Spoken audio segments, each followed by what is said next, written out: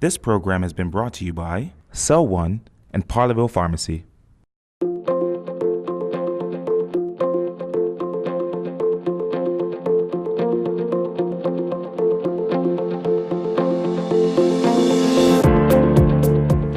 Welcome to 2015's 10 Most Fascinating People of Bermuda. I'm Lisa Pickering. Everyone has a story, a little something that makes them unique, especially right here in Bermuda. But what does it mean to be fascinating? We've put together a list of 10 Bermudians that captured the headlines in 2015.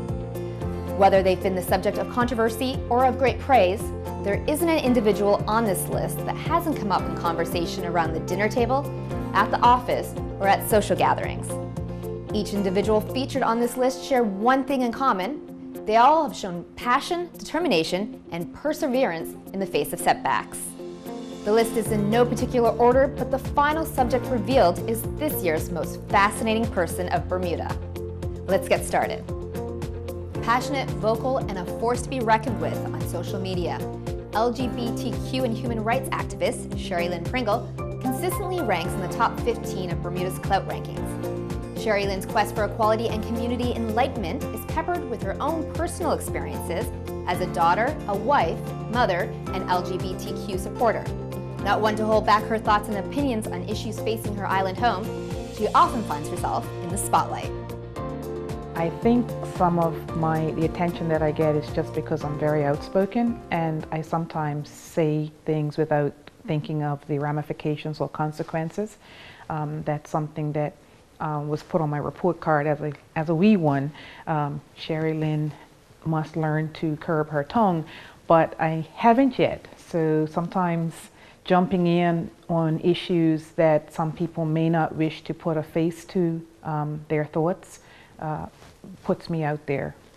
You've described yourself as a pansexual. What exactly is that, and what does that mean? I could have taken an easy button and just said bisexual. I'm just attracted to people. I've known that I was attracted to the same sex early. I was about 9 years old. Oh, wow. It wasn't about having sex with the person. I just knew that I was madly in love at 9 years old with a female who I've never told. And I've never pursued a relationship with them. But I went on and I had a wonderful marriage. I have a child. I love the man who I married. I loved him. I loved my life. I loved my married life. So when was the first time you had a relationship with a woman? 44, 42, 44, something like that. Real relationship, out having a good time, no cares in the world. I was in love. And I still love her. Because she's a great person. What were some of the things that came up when you first entered into a relationship with a woman that you might have been surprised about from the community? What was most surprising was the way my family reacted. And maybe that came because I was already a grown woman. I was at a really, really low point at one time, and I just reached out and I called Mark Anderson. And I talked to Mark Anderson, and I owe so much to Mark for just helping me to understand what was going on. It was a confusing time for me at that age. So then I started to think, wow, what about a 16-year-old, an 18-year-old? These young people know.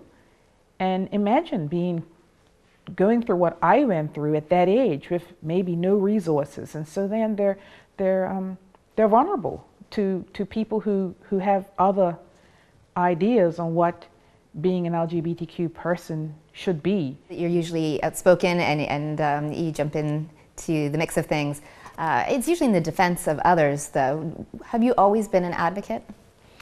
I don't think I wouldn't call it being an advocate. I think back to my early childhood days. In primary school, for instance, if there was the person sitting on the side of the bench, on the bench by herself, nobody to play with, I'm the one that would go over there and befriend them. I've just always felt that if you don't agree with something, you have two choices. You say something or you say nothing. And so I've just tried to say something when the opportunity has arisen. And the marriage equality one is one that I didn't really choose, but I am very supportive of what Tony Brannan and others are trying to do, and will speak out for it because I believe it's a right. Were you disappointed that marriage equality wasn't mentioned in the throne speech? No, I wasn't expecting it. I mean,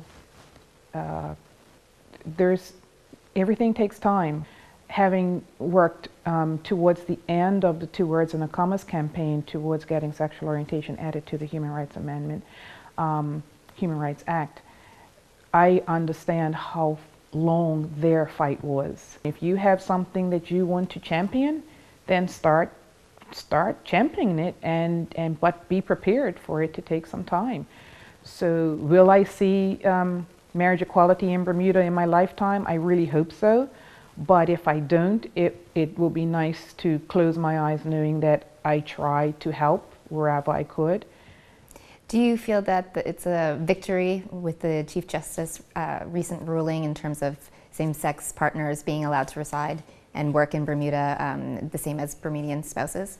I think it's a small step towards the greater goal, which is allowing Bermudians who live here and love here to participate in everything that comes with marriage and family, or no family. What is the community like in the LGBTQ community in Bermuda? It's like any other community. It's fragmented. It has its little pockets. It has its little cliques and everything, and everybody doesn't see eye to eye. It's no different, but it's no different than any other type of community. Unfortunately, speaking out and putting a face to your thoughts and to your activism does come with a price, and some of us aren't ready to pay that yet, and I totally understand that. You also have to respect that there are a lot of LGBTQ people that are religious, that are Christians, and so trying to make it seem like the community is not a Christian community, or there are not Christians in that community, is wrong. So then you're denying you're just denying your own people rights, and making the statement of let's focus on other things like jobs and unemployment, and the LGBT community is affected by all those things. And in terms of social media, you've used that quite a bit as your platform to not just about this issue, but any issue or anything going on in your personal life. Why are you so active on social media? Like, what kind of outlet does it provide for you? I love how you can interact with people that you may never get to meet. I love meeting the people that I call friends on social media, and I make a big deal about that. It is a way to get the good, the bad, and the ugly out. How do you remain so positive and you continue to be outspoken even though you've had a series of disappointments? I'm going to quote Ciola Wilson, who always says, and it may not be her original quote, but any day above ground is a good day. So I just have to look at it like that, and just I'm happy that I have another day to fight for something, whether it's love or life or for somebody else. Thanks so much for watching. Make sure you check out Bird News every weekday up until January 28th for more conversation with Bermuda's 10 most fascinating people of 2015. And please, if you know of any individual who you think deserves to be on this year's list, let us know by emailing us at bermiebios@gmail.com. Thanks for watching. This program has been brought to you by Cell One and Parleville Pharmacy. With Cell One, you simply get more. More 4G speed and reliability across the island. More warranty coverage from the only carrier authorized to resell Apple iPhones in Bermuda. More first-class service with our 24/7 customer care, whether you're in-store, on the phone, or online. More services, mobile phones, long distance, and home internet, all with one company. Get more with one. Cell One.